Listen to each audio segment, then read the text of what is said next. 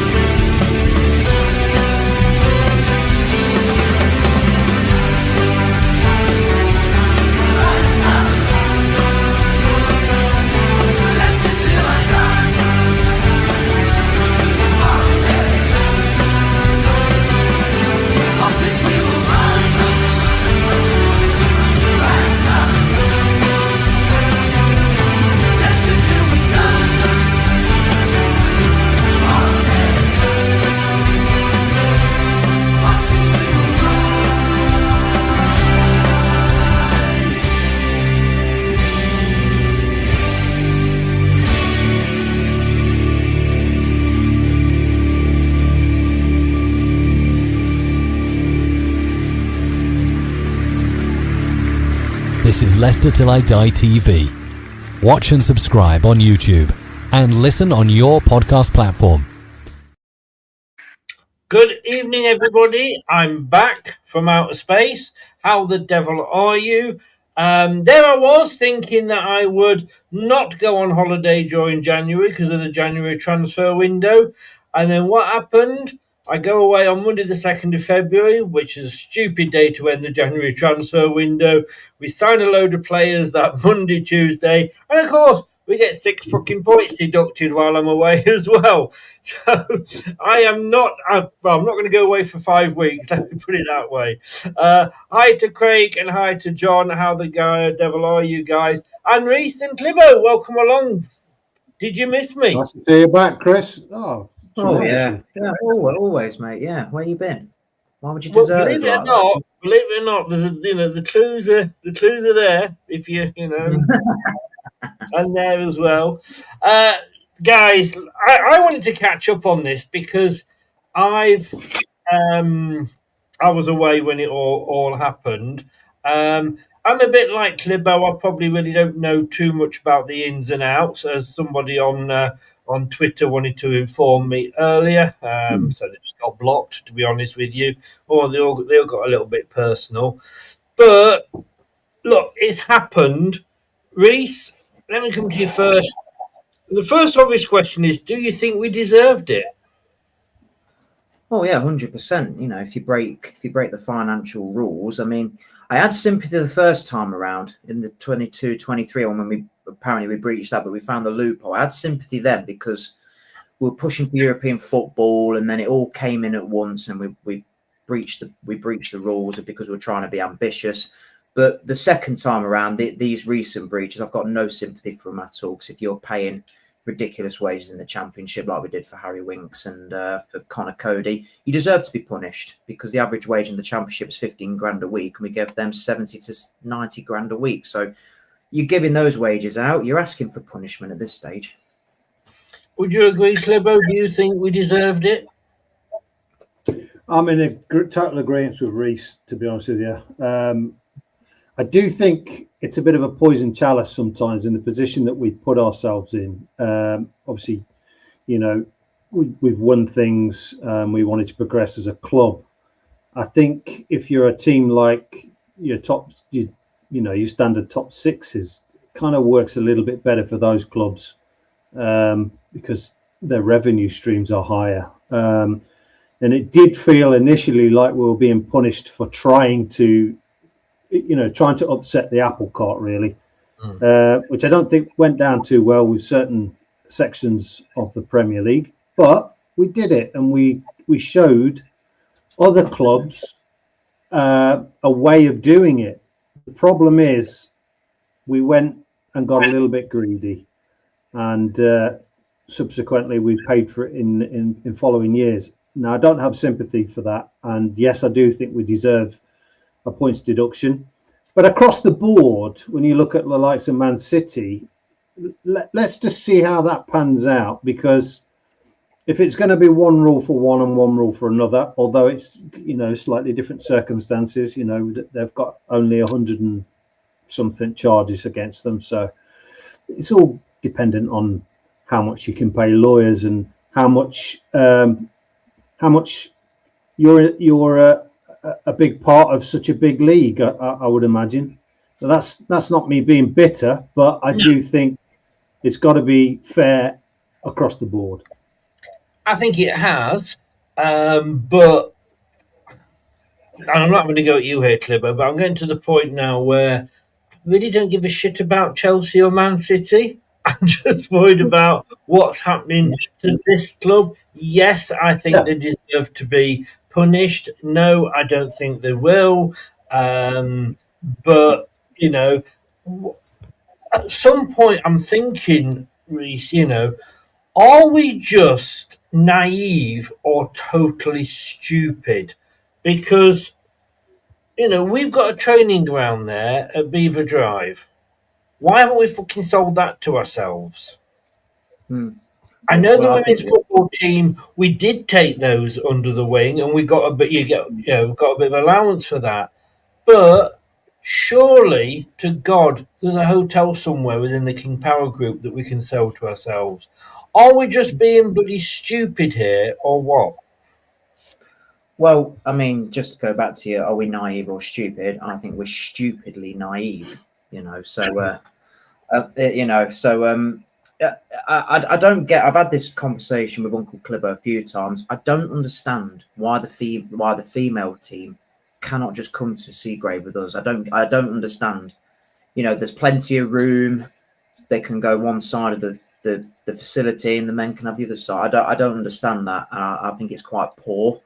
And also just sell it. You know, Chelsea have done it.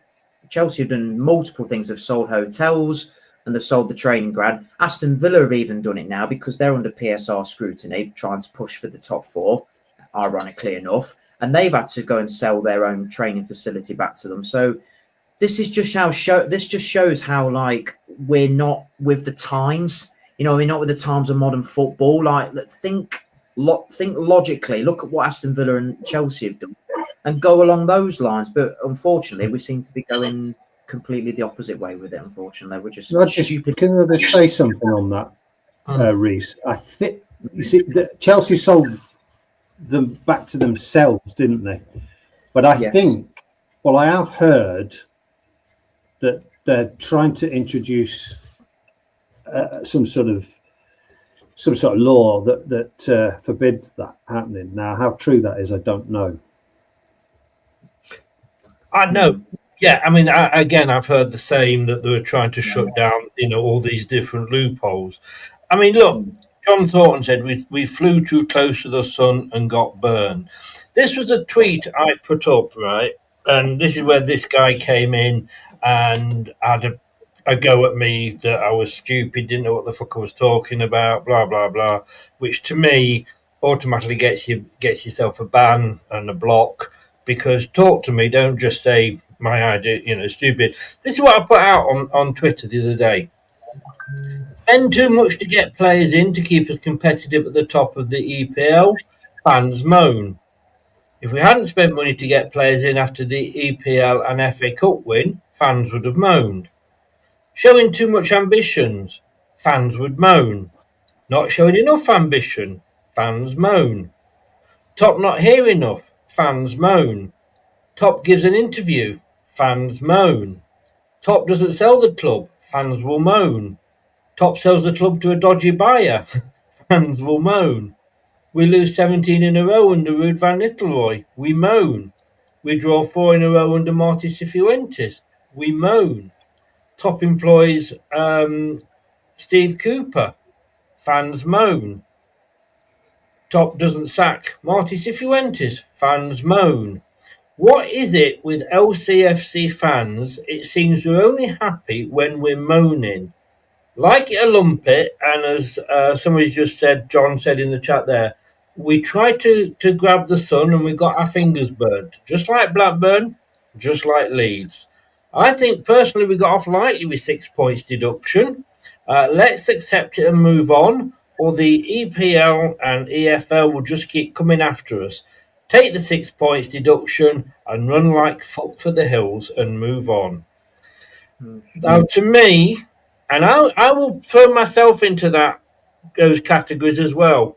But I mean, I tend to sort of moan a bit more in the case of trying to create conversation and get a reaction sort of way. But Reese, we only happy Leicester fans if we're moaning. Well, I'm going to add another one to that. Enzo Maresca playing tippy-tappy football, but had us at the top end of the top of the championship. Fans were moaning. So, you know, I think there's a bit of an age like an age gap or like a generation gap with our fans. There's the older generation that are just like happy with what they've got, like they're happy we've won the Premier League, we've won the FA Cup, and they're happy with that. But you got fans like my age sort of group or a little bit younger that want to push on and think, right, we've won these trophies, let's try and push and go and get more. Now, the thing that I've always moaned about is two opportunities we had to reinvest in the squad properly after we won the Premier League and after we won the FA Cup, and we fucked up big time. Now, I understand, you know, I can understand you think, you know, fans moan at this and that, but I will moan if I see poorly invested money into players that are not good enough. So that's where I will get annoyed and a bit frustrated. Personally, I don't moan at all. I don't moan at all of those things that you've just mentioned. I moaned at quite a few of them, but not all of them. But when I see idiotic planning, idiotic finance, idiotic like wages being given out, I think fans have got the right to moan because the club wants to, you know, quickly splash more cash up the wall and try and fix it with a quick solution. It don't work like that, modern football nowadays. You can't just fix it quickly. You got to plan. You got to plan for these things, and we've not done that. Daedalus, sorry, forgive me, Daedalus, that was the gentleman who I've blocked on Twitter because you look like you're saying there, nonsense. This is you know, you seem to think that you are the be all and end all of football, mate, and you're not. You have your opinion, that is fine, but the way that you answered that tweet that I've just read out, I fucked you off. I can give a shit about what your opinion was. You were having a go at me, calling my opinion. I'm sorry. Discuss the point, not the fact that my idea is stupid and I don't know what I'm talking about. So, yeah, you're blocked on Twitter, mate, and if you carry on in here, you'll be kicked off here and blocked as well. So I'll leave it up to you. Discuss the points, but realise that you are not the messiah when it comes to all things Leicester. You don't know everything that's going on. You don't know, unless you're John Rudkin in disguise, but I'm presuming you're not. So zip it when it comes to the personal insults and accept that people have different opinions. And just because you've got an opinion, you're not always right and you're just boring. So do what you want to do, but carry on in here and you'll get kicked out. I'm always right. Well, I am because I'm the host, of course, you know. Clibbo, is it a I mean, I get that it probably very much is a generational thing. Well, I kind of agree with. I agree with both of you. I agree that Leicester fans, I think a combination of things have made us a little bit more mardy-arsed, if you like. But I don't think it's exclusive to Leicester. I mean, I've been listening to quite a few Liverpool fans recently. I mean, look what they did last season. I mean, they were phenomenal. And if you listen to them this season, you would think they're all being taken to the gallows. But that's football. You know, it used to be the sport that you could nip down the pub or nip down the match, have a moan for a couple of hours, then go home and live your normal life. But because of the amount of content and the amount of it's shown on TV, it's kind of all consuming, isn't it? So I think we're tending to be seen to be moaning more because the content is so vast. I don't think we're moaning per se more about things that we probably always used to. No. And I'm not. Again, I'm going to go at Liverpool, but I don't care if Liverpool fans are moaning. I don't care if, Stockport County fans are moaning. I'm saying Leicester fans, we do like to moan. How much do we criticise Ben Chilwell when, the stick he took. He was England left back, but apparently wasn't good enough for Leicester. we do like to latch on to somebody. Occasionally, they might deserve it, like Daka. But as Richard says there, look, why do people have this thing that Leicester fans had a problem with Cooper at the start? Well, because they did. They absolutely did. I And, did. I did. I yeah, personally had a problem with it. Yeah. I didn't, and I said Cooper I didn't. choice because he might just, having done it with Forest, who, funnily enough, had a points deduction and he kept them up, he could do that with Leicester. It was my first choice. But look, we're all different, but we all seem to have. I only think Leicester fans seem happy when they're moaning. But let me go back, Clibbo, to when we actually won the Premier League, and even by that point, we'd got away. When we got promoted under Nigel Pearson, we broke PSR rules then. So we've got a history of this. Are we saying now because we paid a fine on that one and got away with it? It'd be nice if we could have done that this season, but there you go. When we won the Premier League, if we'd gone out and bought Jamie Vardy, fans would have been pitchforks outside the KP, wouldn't they? Or what we do, just won the Premier League and we bought, a player from the conference. The fans expected, and it's the better you do, the higher the expectations become. But I still say we had to pay those wages to get the players to come in. We just won the Premier League, but we were still Leicester City. The majority of players out there, if they were offered Leicester City, having just won the Premier League at 30 grand a week, or they're offered Man United, who had been shit at the time, on 30 grand a week, I'd probably say 90% of them would have gone to Manchester United. So we had to pay the bigger wages because to get the players to come in. So isn't it kind of expected? See, I want to go back to something Reece said because I agree with him totally. You're right that you would expect a team that's won the Premier League, however, large the odds were, that we're now fishing in a different pond. The problem is that we went a little bit gung-ho, and I think whatever happened, scouting wise, manager wise, whatever, it just didn't mix very well, and we continued that trend. Now, I think over the past sort of where it started to dip, everything started to go wrong. I think lessons weren't learned, and when you've got a pile of money to spend on players, what probably Leicester's mistake is they aimed a little bit too high, because we all knew that was a one-off season. That's never going to happen again, probably in any of our lifetimes, with another club of a similar size. Never going to happen. So perhaps, and I think I said it on a stream before, we aimed here. We didn't want to aim here. What we should have aimed was here.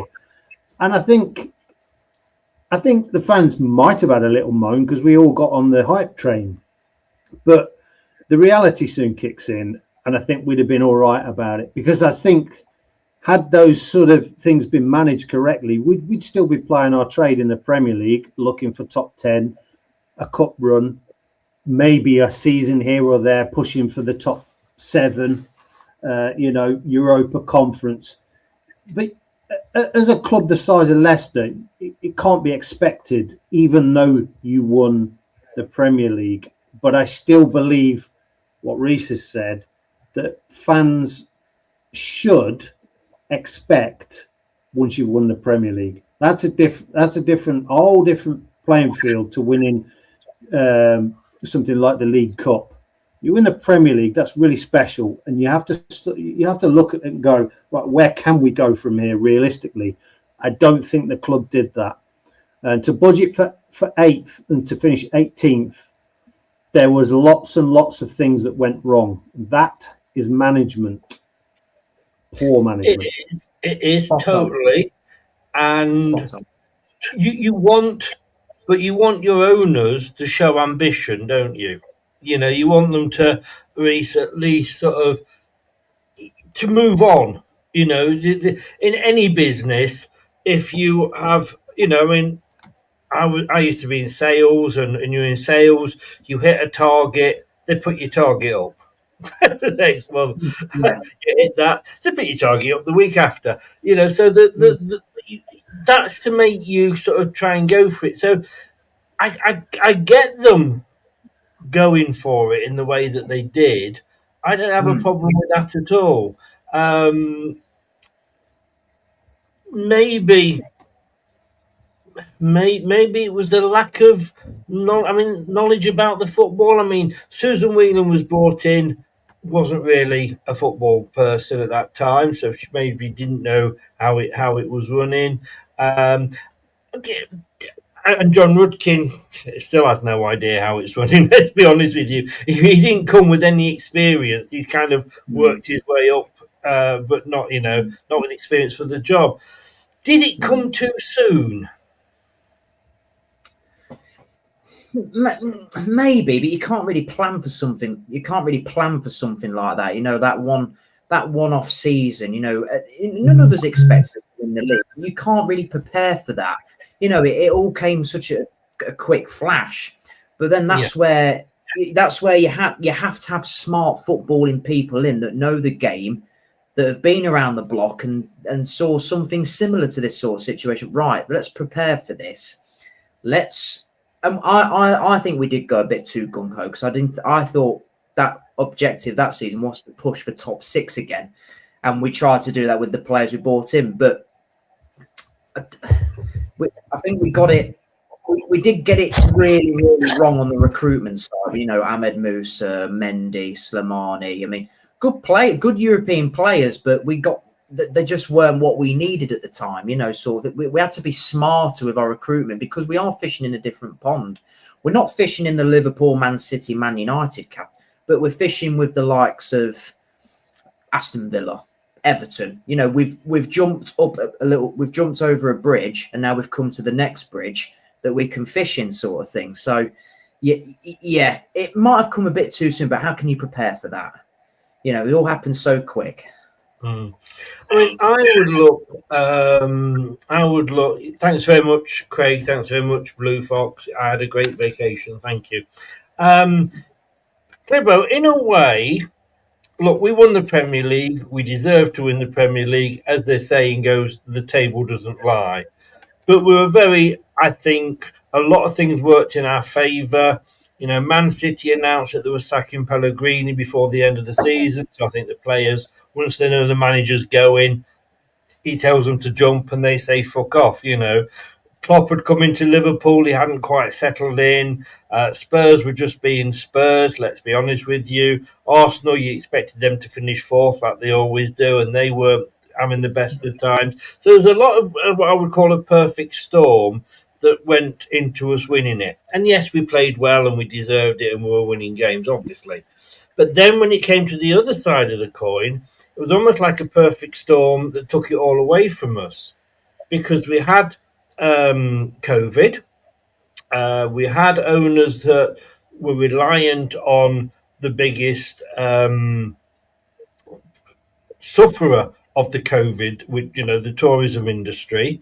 We had Vichai passing away in the helicopter crash. And it was almost like one perfect storm put us up there and one perfect storm brought us back down again. Well, yeah, I mean, in hindsight, you can look at it like that. But, I mean, the reality is, if we go back to this PSR issue, when you, like we've used the analogy, fishing in a different pond, you've still got to take into account your commercial value, your ceiling, your current ceiling, the amount of people you're getting in a small stadium. It's not a big stadium for a top Premier League club, and we bust the banks, unfortunately, and that's bad management. That's I get what you're saying, but about being ambitious. What my analogy was earlier was still showing a an acceptable amount of ambition, I think.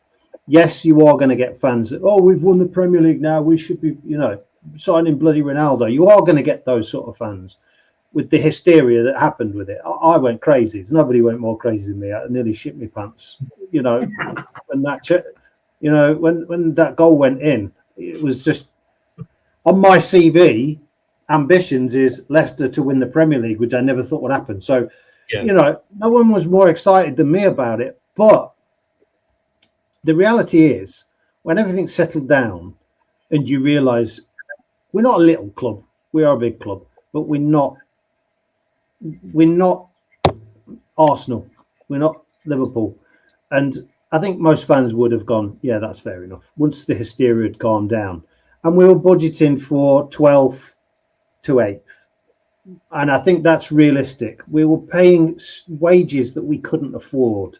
Now, that's come out now. We realise that now. We didn't at the time. We were just going with the flow. Yeah, we've got money, chuck money around. And it didn't work. But my problem is with that is we haven't learned from it. We keep doing it. And it's like what Reece said. We've got players in the Championship that are not only stealing a living, they're not pulling their weight.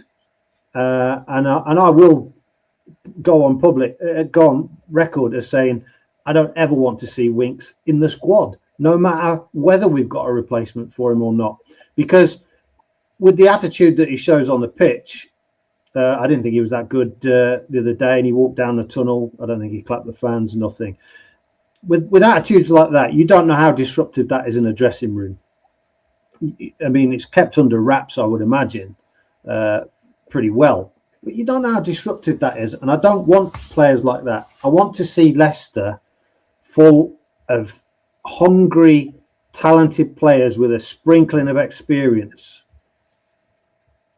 Again, Reece, let me use an analogy. Sorry, Reece, come back to that, yeah? Yeah, just quickly, on that whole COVID thing, what they should have done is they should have come out and they should have done a little statement or whatever from the club's website and said, right, this is the situation. There's not a lot of money coming in. Like, obviously put it in more broad, technical words sort of thing. But just come out and say, there's not a lot of money coming in. We can't keep the same ambitions that we've got at the moment. Let's just get through this period. Let's sustain the club. If wherever we get it, finish as a bonus sort of thing. But we need to just sustain the club, not go out and spend fucking money on Fofana during, 30 million on Fofana if we can't afford it. And then on the Wink sort of thing, I'm going to say this now. I was in that stadium when they clapped him on against Charlton, and all these fans clapping him, absolutely clapping. And I sat there and I was like, why are you clapping this guy? He's caused shit with 3 managers, caused shit off the pitch, disruption in the dressing room. He turns up when he feels like it and you're clapping him on. How muggy do those fans feel that he walked down that tunnel and didn't clap those fans off? True. Reece, let me ask you this. Sorry about that. No, it's all right. No worries. Let me ask you this. But I'm thinking and I'm looking at top. I mean, would this have happened? And I know this is a hard one to answer, but I'm going to put it out there. Would we have been in this position if Chai had still been around? No, I completely agree. I don't think it would have happened because he was a very smart businessman. He knew when to invest, how to invest, and he was a multi-billionaire for a reason. How old was he? He was about 60-something years old when he died, or something like that. That's where Top's lack of experience came in, and that's where I think he's let the club down big time. Under Vichai, no, he'd have been smart about it. He'd have sustained the club. Right, let's just get through this tricky period. Then the next season, when the revenue starts coming back in and I've got money back in my back pocket, then we can push on. Let's just get through this tricky period, keep mid-table in the Prem, get the money from the Premier League, and then from my end, I will invest some back in. So that, yes, I don't think would have been in this position with each. I still think we'd be a Premier League club right now if each I was still alive. And Clibbo, did we build Seagrave too soon? Well, I mean, it depends who you listen to, doesn't it? Because, you know, according to form, it was something that was pushed by the Rudderman. And I don't think Vishai wanted it to happen so soon. Now, how true that is, I can't deny or confirm, obviously, but it does make you wonder. But at the end of the day, I don't want to criticise the club for something like that, because what was, I mean, there's a lot worse things that Rudkin's done than sanction that. But what I think, to flip the coin, you're trying to invest in your future soon. And we know that Seagrave, to see the real fruits of its labour, you are looking at the 10-year point. So, I mean, how long has it been built now? 5 years, I think. Yeah. Yeah, and we're starting to see some good youth, and couldn't come at a better time for me, because I think if you're going to rebuild, which is what this club has said, a rebuild, or the narrative around the club is a rebuild. If we're all going to accept a rebuild, and I don't know whether you agree with me, Reese, but I don't want to see players like Ayew and Ricky P around the club. If we're gonna see the fruit of that academy, and we've got players already that I think, all right, they're not going to pull up trees this season, but they should be playing. And I do get really tired of hearing this. Oh, well, they're a bit weak for this league, or they're a bit. Listen, you're never ever going to find out about these kids if you just keep farming to teams in League Two, and they don't even get on the bench. Clibo, it's scary that I'm agreeing with you so much tonight. But I am 100%. You're reading from my script.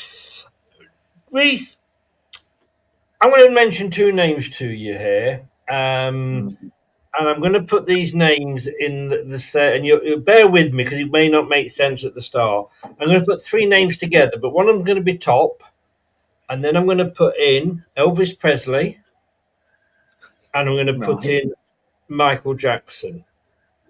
Okay. Elvis Presley ended up the way he did and passed away because there was nobody in his entourage that had the balls to say no to him. He said, I want another burger today. He got another burger. I wanted, allegedly jack up on some drugs. He jacked up on some drugs. Michael Jackson passed away because he had a doctor that said, no, I can't give you those. And he sacked him. And he got another doctor in, who, as we know now, wouldn't say no to him. And he said, I need some pills. And he was giving him pills like they were Smarties. Does Top, and here's where the comparison comes along, does Top need somebody that will say, no, Top, don't do that. That's not going to work. Maybe, yeah, but it's quite difficult when he's the king. He's the king of the castle, and he can make any decision. Any decent manager, owner, whatever of any business knows that they don't have a monopoly on having the good ideas. But look, I've said many times, I've been the manager of a department. I've been an area manager, a team leader, and I was always saying, come to me with your ideas. No idea is stupid. If you don't want to sort of stand up and say it in front of everybody else because you might think they'll laugh at you, come and ask to speak to me in private, because I don't have a monopoly on the right decisions. It all depends on how much Top wants to put this right. If he wants somebody in to make complete footballing decisions and say, I'm bringing you in to do this, and he does something that, let's say he says, I want to get rid of Abdul Fatawu. I think, oh no, we shouldn't get rid of him. Well, you're asking me to do this job, so you either back me or I just go, sort of thing. So it depends on Top on how much he wants to change the narrative about him and how much he wants to change the fortunes of the club, sort of thing. So obviously only he knows that. If he cares or anything like that, then I would say, then yes, he needs to say, right, boss, you need to do this, you need to do this. You know, I know a lot more about football than you do. I'm not telling you how to do it, but this is what I would do if you want to help get this club back on track, sort of thing. So I do think he needs help on the footballing terms, but hopefully we'll have this technical director coming in soon, and hopefully we can start to see a little bit of progress. Christmas is coming soon as well. Jonathan says there, Top needed better people behind him, which was the point I was making, Clibbo. Yes. I'm just reading the headline here on BBC Sport. Leicester dream torn apart by unprecedented spending. You know, when we were successful, we were getting players in that Jamie Vardy, £1 million. Nobody ever heard of him. Mahrez, who was he? Kante. What? He's 4'0". He ain't going to be any good. But we were picking these gems. Won the Premier League. And when we went and spent 40 million on Slimani, and there was a lot of mismanagement in there from Ranieri and future managers, bringing in players that they did not then play in their best positions or play to their style. But he did need somebody to maybe, and look, we know Rudkin will sort of, wank him off if he asks him, allegedly. I have to just cover myself there. But, he needed somebody. Like you say, when Vichai passed, he hadn't got that experience. And Rudkin, and possibly even Susan Whelan, weren't the ones to be there and stand up to him. No, but I think there has to be a willingness to listen. And, the recent interviews that I watched all seemed about as real as, a match between Big Daddy and Giant Haystacks. Just terrible. Sure, your age now, Tim. Yeah, do you know what I mean? It was so staged, and yeah. I hate to be like this. Don't forget Kendo Nagasaki. Carry on. Yeah. No, it all seems so staged, and it stunk of a little bit of spoilt child syndrome. It came across that way to me, and I don't want to be disparaging, particularly about anyone. I don't really want to just sit here and criticize people because, it's not good for anyone. But at the end of the day, he did come across as a little bit nonchalant. So it doesn't fill me with confidence that he would actually listen to somebody. And this is where I think the relationship between Rudkin and Top is slightly worrying for Leicester as an entity, because it seems like whatever one says, the other one agrees. It kind of feels like that, and to me, that's never going to be progressive. Like if you're best mates with somebody, you disagree with them sometimes and have a right good fucking row with them. But once you've had a think about it, you put it right. I can't ever see those two having a really good row about something. Can you? I can't see Rudkin going to Top. Listen, mate, we need to sort this out. We need to put plans in place, and you need to be here more. You need to be doing. You can't see that happening, can you? You can't see Top taking those kind of instructions. No, but then he's trying to save, and according to Rob Tanner, King Power is only just starting to see the light at the end of the tunnel post-COVID. And let's be honest with you, if King Power went under, we go under. Yeah, I mean, there is confusion over. I mean, I heard one thing and then I heard something else from you, and somebody, I can't remember which channel it was on. There was a financial guy looked it up, and it wasn't. It was it. You said that King Power owned it, and then he said they didn't. Technically, no, so King Power don't. King Power aren't listed as the owners, right? The owners are the Top's family, him, his mother, his siblings, but his fortune comes from King Power. Now, Yeah, if maybe. I was to go under, he would still be a billionaire. But in the world of football, how long? I mean, look, we know he writes off loans left, right, and centre for us. But if if your main source of income has disappeared and gone, he can't carry on doing that because eventually he'll be broke. Well, he will, but I also think if you're a billionaire, there are certain things that you're privy to that me and you and Reese and the mere mortals who scrape a living are not. And you have to build contingency plans into that size business, because although there's a lot of money running through it, one thing could really make a massive mess of it. Now, this was unprecedented, but it seemed to me like it wiped out everything and there was nothing, what do we do now? It just kind of, it had that feel about it. Now, I'm only surmising. I'm not sitting here as some sort of financial guru, but I do know a couple of people that run very successful businesses that have contingency plans on a smaller scale, granted. And I just feel like it feels like for as long as this family have whatever grip they've got on this club, COVID is always going to be the excuse for everything bad that happens to the club. And I'm a little bit tired of it, if I'm honest with you. Mm-hmm. But it is a huge thing. It's like suddenly if there was, another oil crisis, then you might see the likes of, Newcastle and all the Arab-owned clubs struggling. But they'll have invested in other things. Listen, they've got all their money from oil, but they'll have used their profits to invest in other things, a contingency. Billionaires don't just go, I'm just going to go duty free. That's it. And they're not running their business properly because they now don't have a monopoly in Thailand, do they? Like they used to have, because they let things slip. Mm-hmm. Indeed. I'm just looking here, Reese.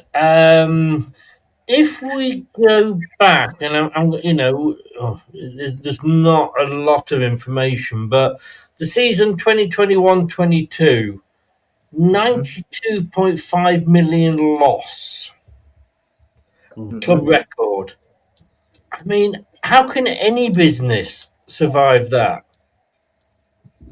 Well, I mean, I have no idea. I'm not really big on businesses, but I know for a fact that is not good, and also it didn't help that year as well, we didn't sell a big asset, as well. We didn't sell a big player like we did every single season. The year before we sold Chilwell, the year before we sold Harry Maguire, the year after we sold Fofana. That was the 1 year we didn't.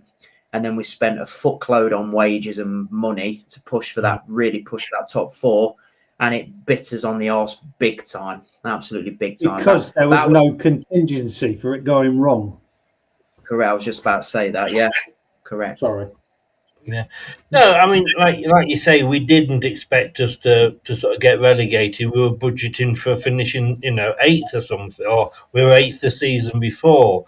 But the season after that, we had over the 13 months around an £89 million loss. And then, of course, 23-24, we got it down to 19.4. So we've got these losses in Clibo. When we appealed and we won, and, as they say, there's no loopholes in law. There's just badly written rules. And that's why Chelsea and Man City are getting away with it, because they're finding loopholes, that we found, if you like. But all we really did with that was just kick the tin, the can down the road, wasn't it? Yeah, I mean, it's really difficult because we are only speculating on little dribs and drabs of information that we know, that people have surmised, that have got a little bit of knowledge.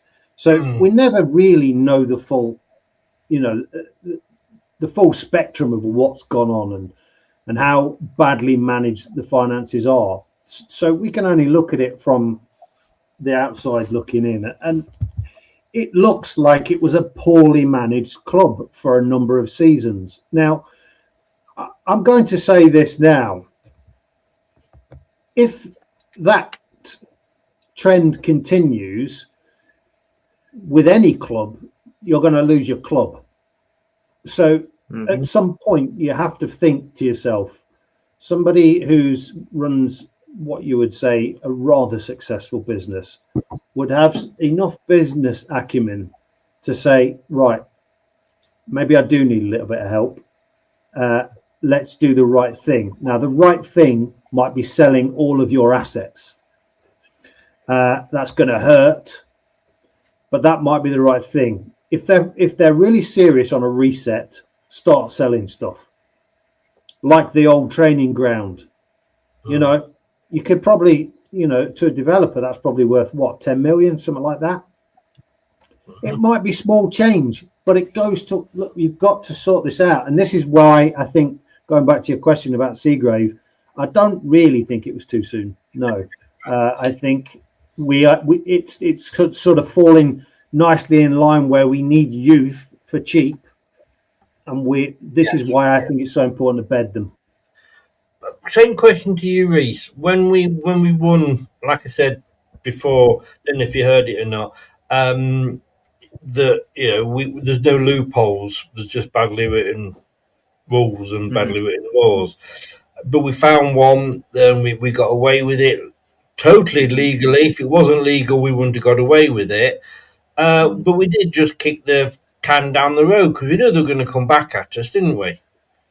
Yeah, they've been after us for a long, long time. You know, even before all this malarkey happened, even when we were in the Championship before we got promoted with Nigel, they were after us. They've been after us for years and years and years. Again, when we got promoted with Nigel, we broke the law. We broke the rules, yeah. I mean. Yeah, we've broken for multiple seasons. You know, even under Mickey Adams, it happened again. We nearly went into administration and stuff. So, but look, you know, with all these, Chelsea, Man City, listen, if they're finding loopholes in the laws, number one, it shows how unserious it is and what a load of bullshit it is, to be honest with you, because you cannot have that many loopholes in laws. That's how unserious I find it. And number two, if we found those loopholes every single time, we jump through the same window. It's as simple as that. Yeah, as we found one and jumped. Reese, let me stick with you for this one then. So we've got the 6 points. You can see what it's done there with the table on to your right, left, whichever way you're looking at it, under the Foxes Forum.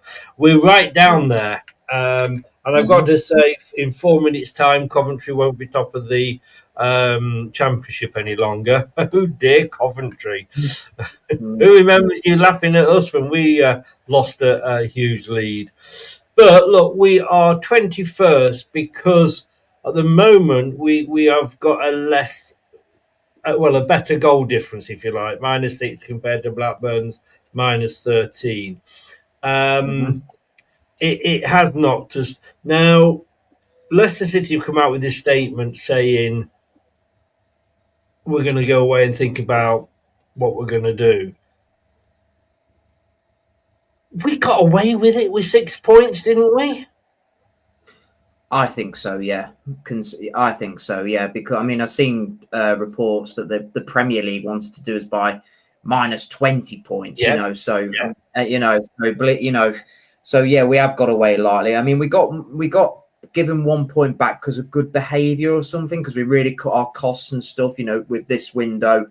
And then the window in the Championship last time, you know, we sold Madison Barnes and all those players. And this season, we've got rid of Ndidi, Vardy, Danny Ward, Mads Hermansen, JJ. You know, so we have behaved well in that sense, and think, right, we have to start taking this seriously now, sort of thing. So I do think we got away with it lightly. I mean, I just don't want to see the club appeal it, because for me that just seems egotistical to me. Just let it go. Take your punishment. You know you broke the law. We all know you broke the law. Take it on the chin, drop the ego, and fucking get back to work. Simple as that.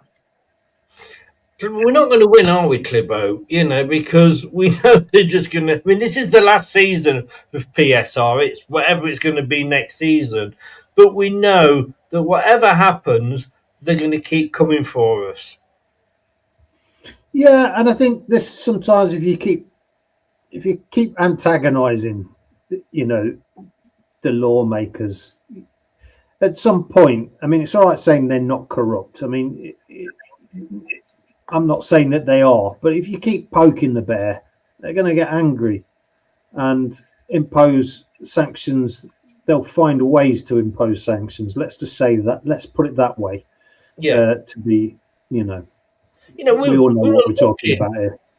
We were looking at the start of the season, Clip, but like you say, referencing Premier League, they were, and I've heard, read the same or heard the same rumours recently. They wanted 20 points. The EFL themselves apparently wanted 12. We got 6. I'm surprised we got anything back for good behaviour because we haven't shown good behaviour. I mean, Forest and Everton got points back. We have though shown good behaviour. We have shown good behaviour. We have got rid of but at the time we didn't. I mean, even and I was told, although since I have been warned off saying this, but a certain person that looked after the accounts was sat with the accounts on the desk on deadline day and hadn't, sent it off by the required deadline. Read into that what you will, believe that or not, So we were pushing it, weren't we? We weren't, saying, "Oh, sorry about that. We'll do this," and doffing our caps and what have you. So, I think for 6 points we accept it and we run for the hills. Yeah, I agree. But I think one of the main problems that we've had, and it's been obvious to everyone who's watching the channel and who's been on your shows, it's been said many, many times, is that we offered contracts to mediocre players that will not have a sell-on value and will not be sold on. So this can has been kicked down the road for those decisions.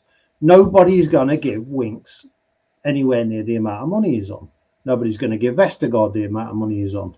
And this is why, we shot ourselves in the foot with players in the past that we've wanted, we've wanted 13 million for somebody, and a team have said, "Oh, we'll give you 10." No, we'll hold out, and that player's ended up going on a free. Yeah, that's happened. There has been, we know there's been some bad decisions in the way it was run, and poor Coventry are only in second place now. But did I sound sincere then? I don't think I did. I called that ages ago, by the way. Yeah. No, I mean the run that Ipswich are on. Ipswich have got a game in hand, and there'd only be 2 points behind them. But look, coming back to, and it was 2-1 by the way to Middlesbrough. Well played. Let me just have a think about how I can word this. Susan Whelan said that it's going to take a long time for this to go through because it's a 3-year cycle. And she said it's not going to disappear overnight. We've got 6 points this season. We may get some more points next season, Reese. But we've just got to accept it and let it work its way through. Like Clipper was saying, these players that we've got, the Winks and all those, we're not going to get anything for them, but we've just got to get them out of the system. We've just got to get them off the books. It's easy to say, well, we should sell these players on. Well, if nobody's going to come in to buy them, we're not going to, are we? So we've had to let them go. And we've literally got, like you say, that reset. Whether we will ever see this bloody technical director or not, I don't know. But we have to let it go through. Accept the 6 points now. Accept what might be coming next season, and that might be another 4. We might start the season for minus 4 points or even minus 6 again. Who knows? But with this new system that's coming in where it's the wages a certain percentage or something like that, we've got the big ones off the books, hopefully. Why appeal it? What are we going to get if we appeal it? Well, like I said earlier, they are stupidly naive, but I don't think they're stupidly naive enough to appeal this now. I think they've got to swallow their pride, drop their egos, because they are quite egotistical at the top of that club. Swallow your pride, do things differently and sit, right, what did we get wrong? What did we completely get wrong in this situation? List everything you've got wrong, and then, right, what can we do changing going forward? I do believe, Chris, and I have heard from my source, a technical director is coming. We have got a technical director coming. Somebody is coming. I don't know when, but it is coming soon. So once we get this in, get Rudkin and Top away from the footballing side. Focus on the financial side. Go and get 3 footballing people in to make the footballing decisions and operate in the way a Brighton, a Brentford, a Bournemouth. Look at what they're doing. Sunderland, another great recent example. Look at what they're doing, how they're managing their finances, how they're promoting their footballing style sort of thing. And look at what they're doing. That's the road we need to go down, because a problem that I've found with what we've done is we've got brought in managers to bring in players. Nowadays, you have a scout and a director or a technical director of football that they pick the players, they pick the style they want to play, and they pick players. They just get a manager in that suits that style, and it's repeat, rinse and repeat. We've gone from Rodgers, Dean Smith, Steve Cooper, Ruud van Nistelrooy, completely different styles. We need to stick to a certain sort of thing on the pitch and make it work. Stick to it. And then you could see some results come in. And off the pitch, Top and Rudkin, you focus on what you got wrong and fix it from there and operate in a smarter way. It's not hard. mean, Rudkin, I think, will still be director of football, unfortunately. But hopefully he'll be moved upstairs. Interestingly, Man City, when they played Liverpool yesterday, played 4-1-4-1. Which not this 4-2-3-1, although Liverpool were playing that. Says it all, really, doesn't it? The thing is about Man City, they've got players. Yes, that's high the thing. standard. They can play any system they bloody well want. If we appeal this, Clibbo, let's say the thing. I mean, I think Nick DeMarco would have said to them by now, just accept it. Otherwise, we'd have appealed it straight away as soon as they gave us the bit of paper on it. Would be there.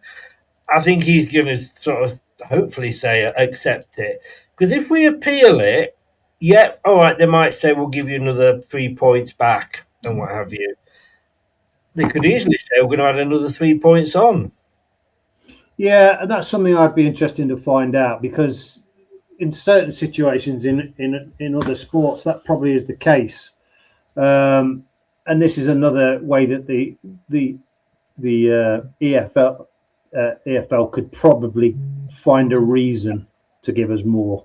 And I was looking at Prashant's comment there, probably waste more money appealing the decision. Well, yeah. I mean, when you look at this, the amount of money we're paying for our lawyers and appeals, where does that money, what bracket does that money fall under? Because it's money, it's just more money after more money. Does that go towards our PSR?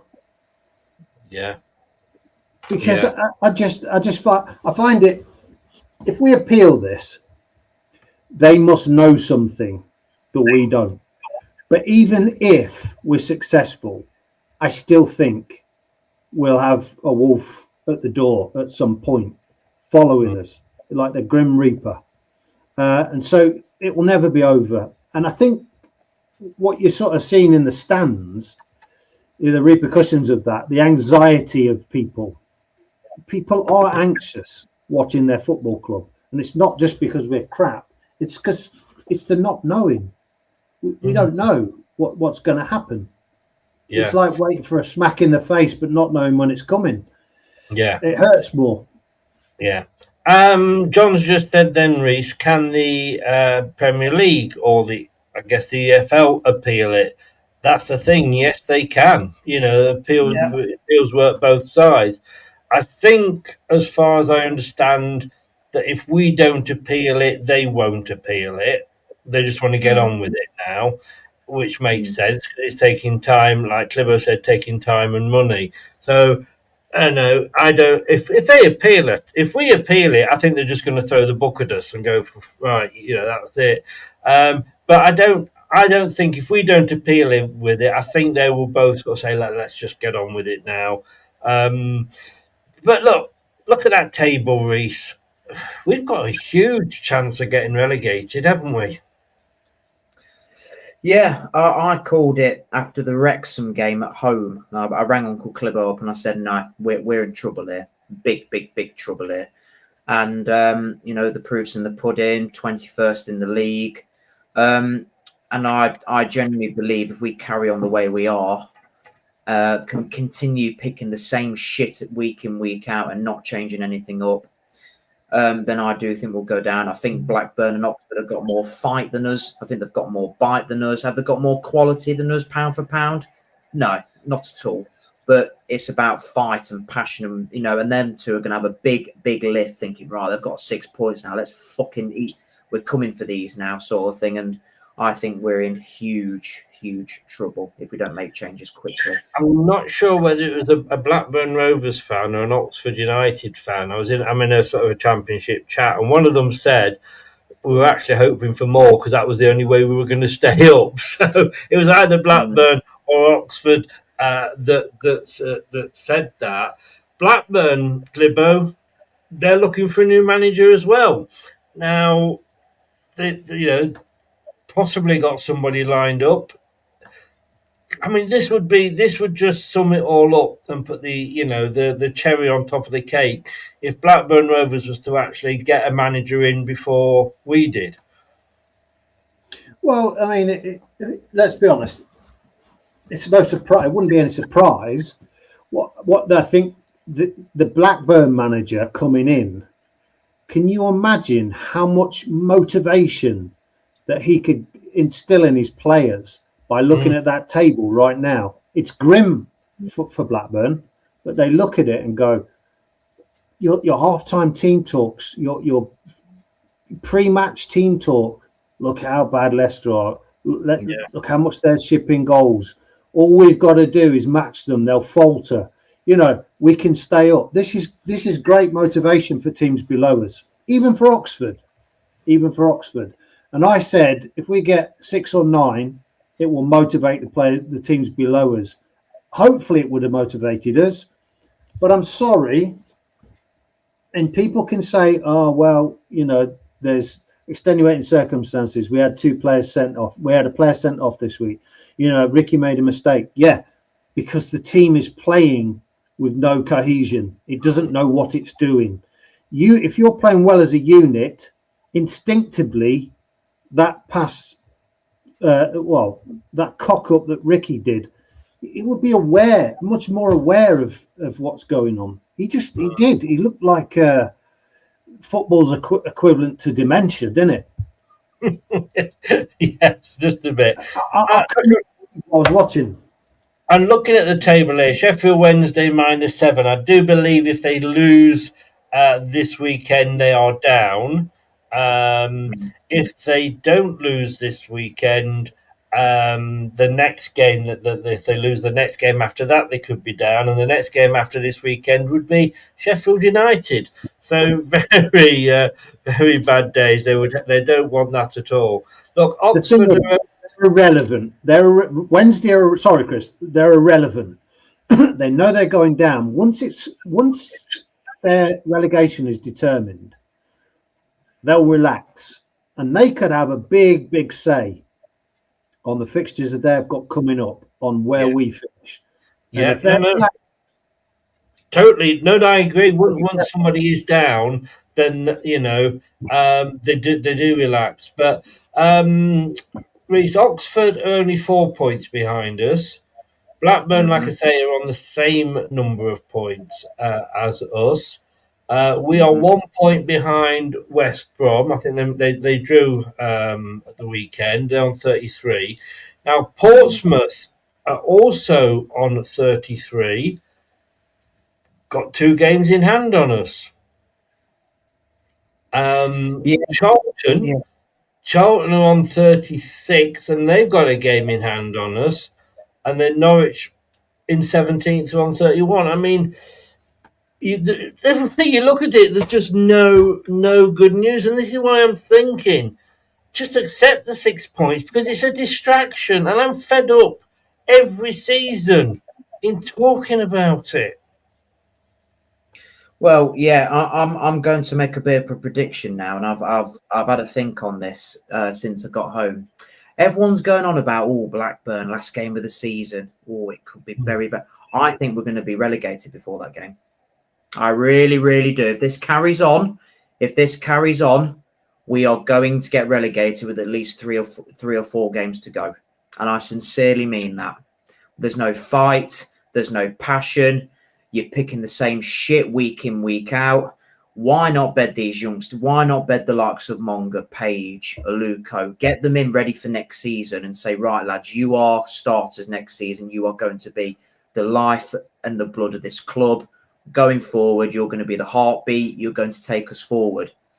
Now, if we play them now,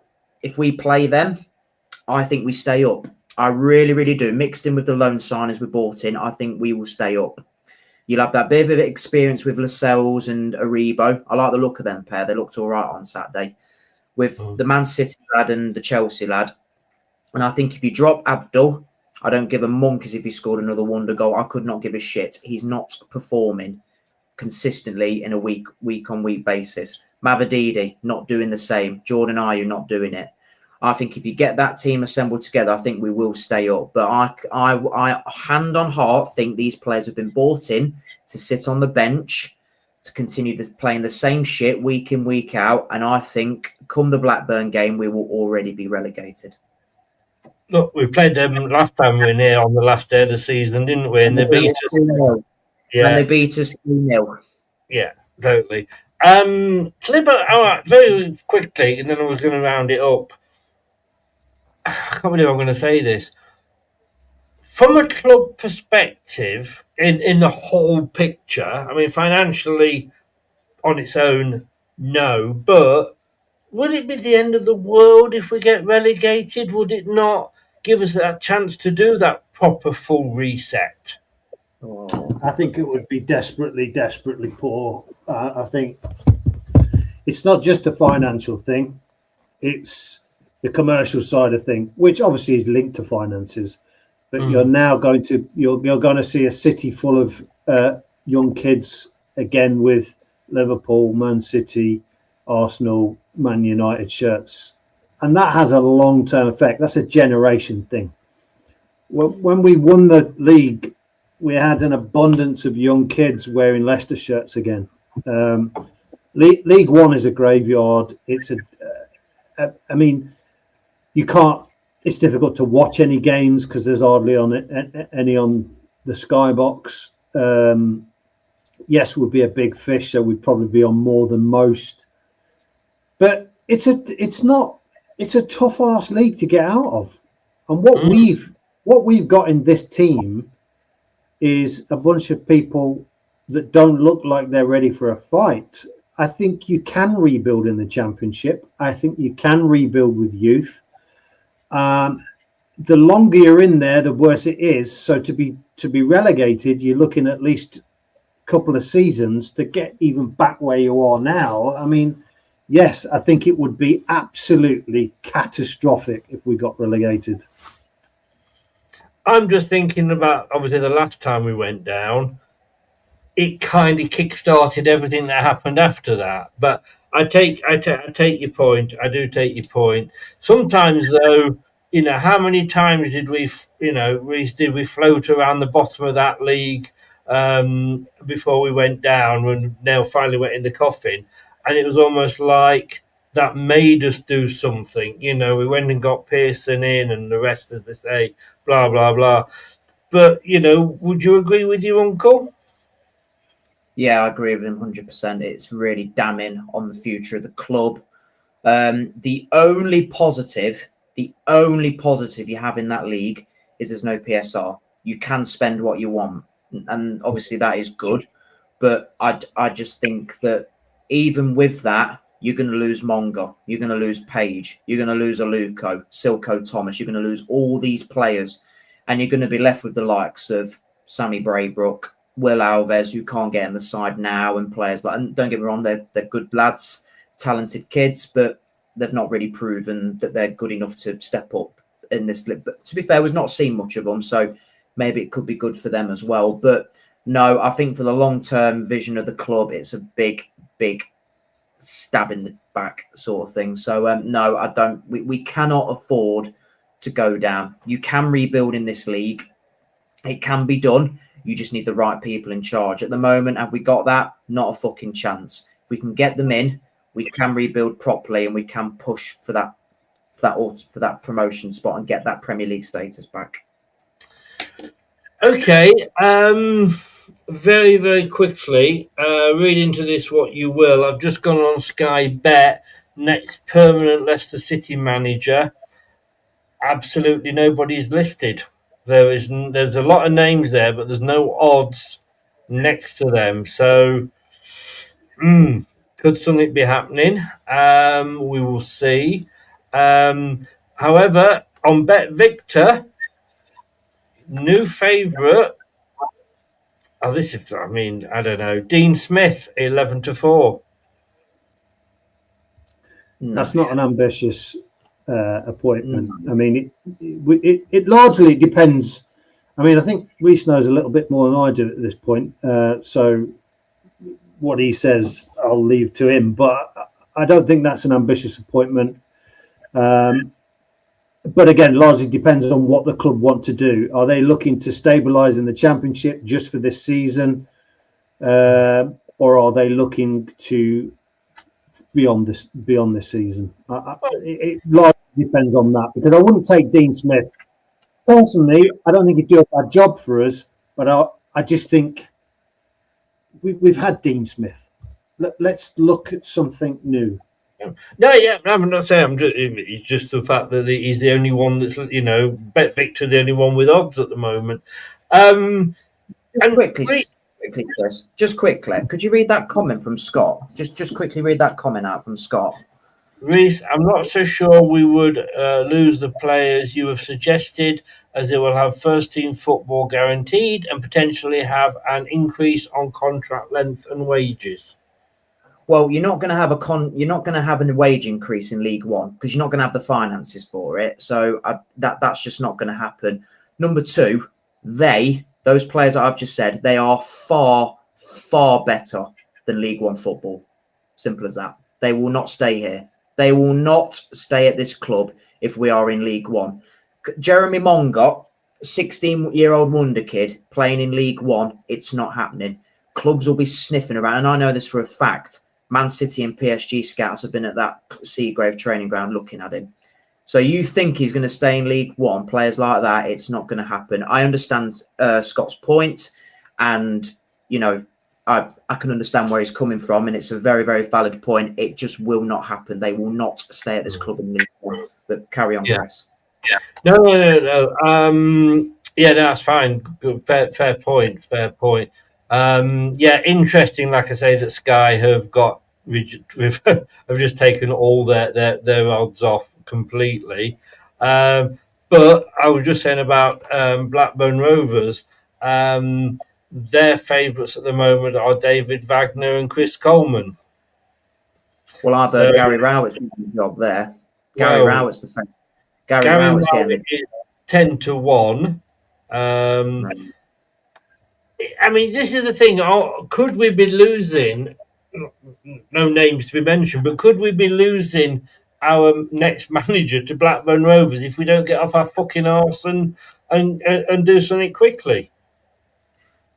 Not for me, no, because I think we're a bigger club than Blackburn. I think we have more to offer than Blackburn. I mean, they've got poor owners as well, and we've got poor owners at the minute as well. But I think we have more to offer.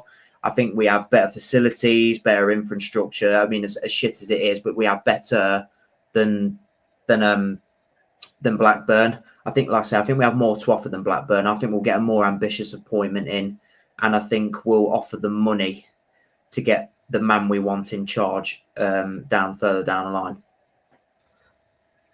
On that case, then, whoever wants to come in on this, we spoke about this a while ago on a different show, on a Foxes Forum 2 show. Do we get somebody in now as the permanent manager to take this season to the end and then carry on next season, or do we wait until the end of the season and then bring somebody in? You take this one, Clifford. Well, I've heard that we are not interested in that first scenario, having somebody just come in. I think we're looking to appoint an ambitious appointment ongoing. So in that respect, I will back the club on that one. But when you're saying that, Clib, are you saying that the next signing won't be, it will be before the end of the season, but it will be a long-term appointment? Yes. Right. Yes. And I think at this stage, post 6-point loss, deduction, whatever you want to call it, I think that was the way to go. I think my anxiety of the situation, not knowing and seeing our team doing this, I think I would have been more likely to have gone with the other option. But now I don't think that's the way forward. No.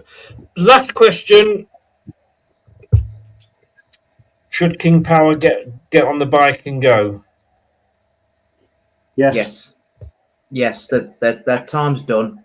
I think too much has happened now. The credit for me has ran out. I think this season was the last straw, complete last straw for me. They had a chance to bet in these youngsters more so, get them playing more regularly football. I think we'd be in a much better position than what we are now if we'd have played them on a more consistent basis.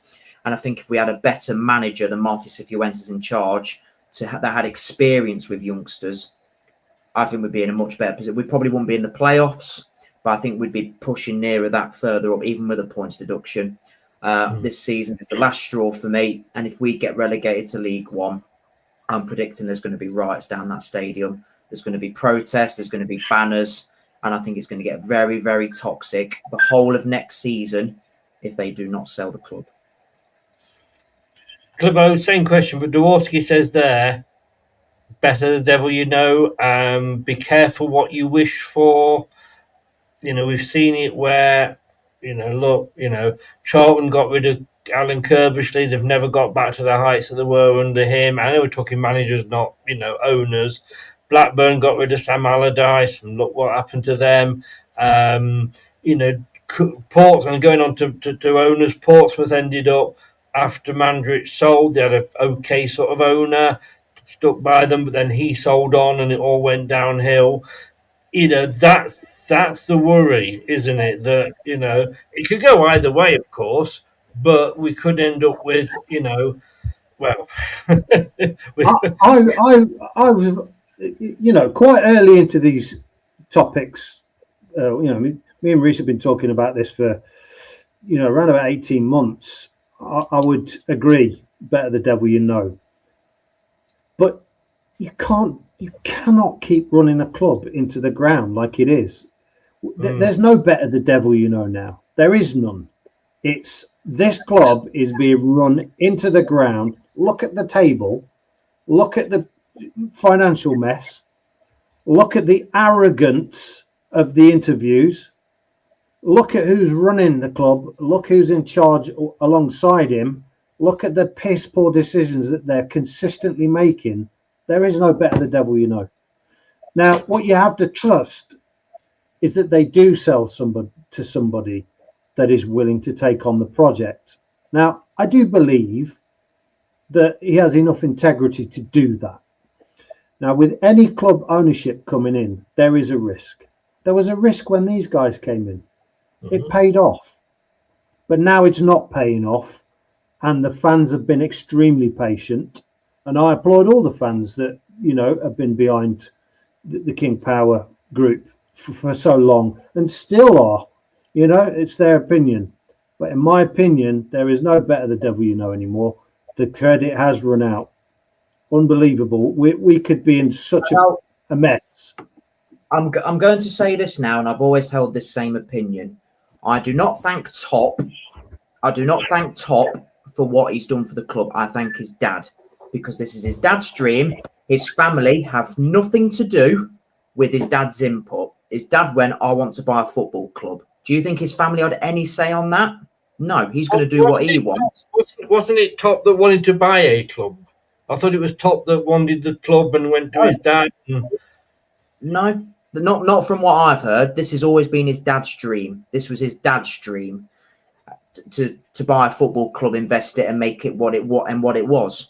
You know, we had a few years under Top, and he rode the wave of his father's good doing of the club. You know, he wrote, and then as soon as he had to come to make his first big decisions, he didn't bottle it. He weren't good enough to handle the situation.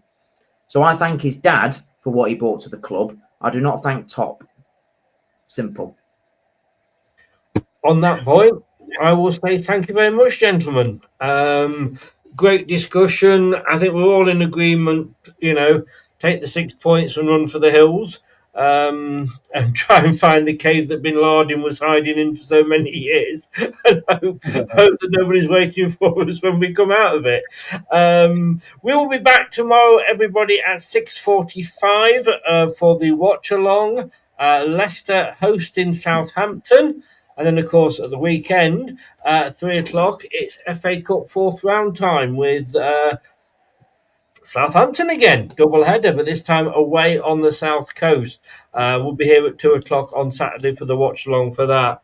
It's like we're just enjoying S&M, this, isn't it? We're just putting ourselves through this game after game after game.